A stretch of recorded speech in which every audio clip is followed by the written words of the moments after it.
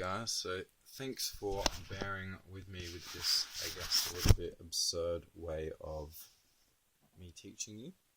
So we're now going to look at the question that asks, a rectangular cake dish is made by cutting out squares from the corners of a 25 by 40 centimeter rectangle of tin plate and then folding the metal to form the container. So what size squares must be cut out to produce the cake dish of maximum volume? So what we're going to do is we're going to say that all of these, because they're squares, all have the same side length, and we're going to let x be the side lengths of the squares to be cut out. So that means here these little bits are x, or these little square lengths. Okay, now the next thing I want to say is that from here to here, that is 40 minus this x and that x, so it's minus 2 lots of x. Likewise, this length is 25 minus 2x. So that's 25 minus 2x. So the second step in our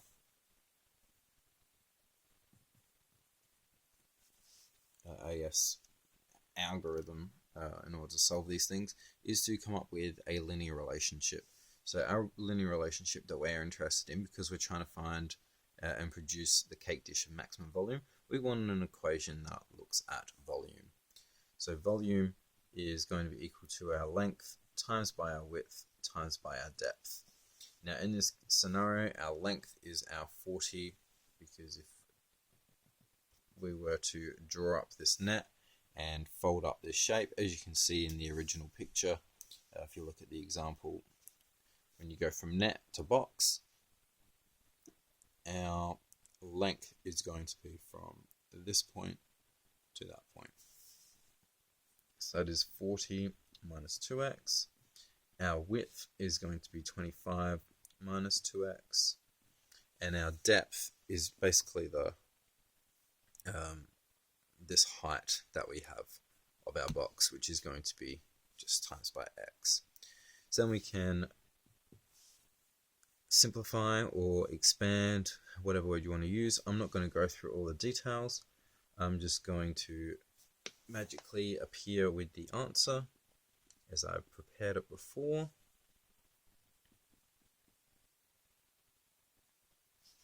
And this is in centimeters cubed. So once you have this, you can of course rearrange it so that it looks like our normal, so going from our highest power down to our smallest power. You don't need to, it's just me being me. The other thing about all of this is that if we want to create a domain, our x has to be bigger than 0, and we also have that our 25 minus 2x should be bigger than 0 as well, because these are both dimensions, so dimensions need to be bigger than 0. Of course 40 minus 2x has to be bigger than 0, but this is a smaller side length, so if this is bigger than 0, that means 40 minus 2x is also going to be bigger than 0. If we rearrange this, overall we are going to get that x has to be between 0 and 12.5.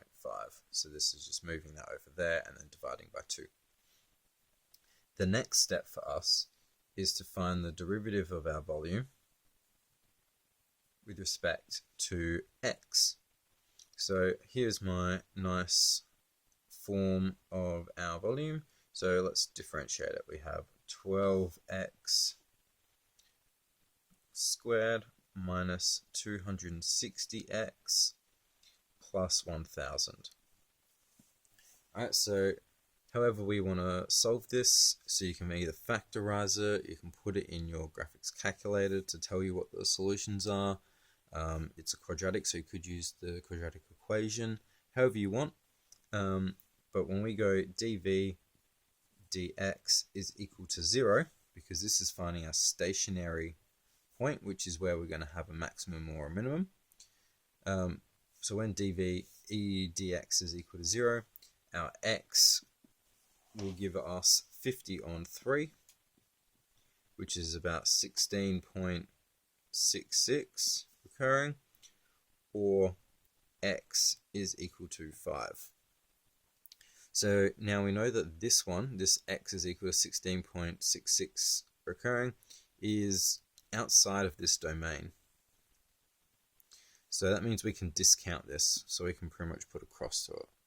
That means our x equal to 5 is our only possible solution here. So I'm going to get rid of this top part, and we're going to draw up a sign diagram now, because this will allow us to decide whether it's a maximum or minimum. We'd expect it to be a maximum, because we're looking to have the maximum volume, but you always need to double check this. So sign diagram, we know it has endpoints, is our 12.5 and our 0, because that was our domain of x, and smack bang in the middle, well, not quite smack bang in the middle, we have a 5. We put in a number that's a little bit less than 5. We put in a number into our derivative here. So if I put in, say, 4 into this equation, I'll get out a positive number. And if I put in a number a bit bigger than 5, for example 6, I will get a negative number. So that means overall I'm going to have a shape like this, which means I'm going to have a local maximum when x is equal to 5. Alright, and then what you'd need to do is you'd need to check the y values. So check y equal to, let's go check what volume is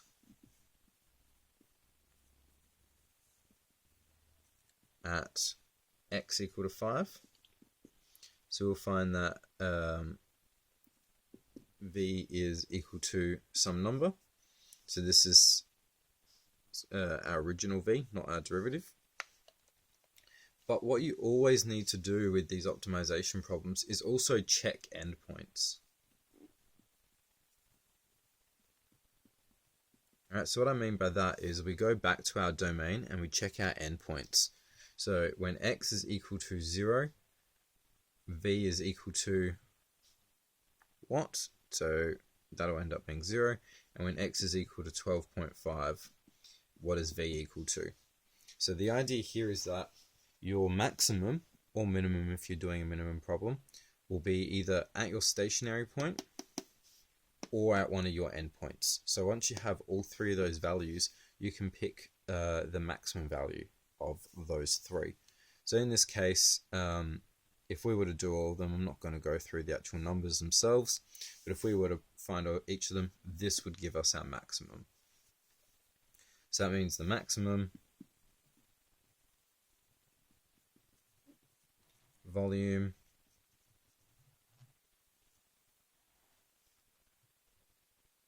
is obtained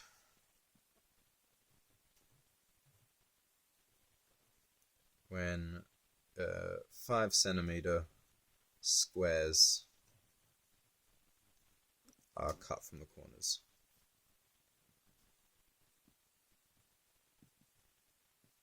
Alright, so the hardest part about all of this is probably that original equation that we wanted to set up in the first place, which was our volume equation. Basically, the main idea of our optimization problems is to be able to come up with an equation from our words. So have a go at the ones over on the next slide, and hopefully it all makes sense. If you have any questions, make sure to bring them to me next week when I come back.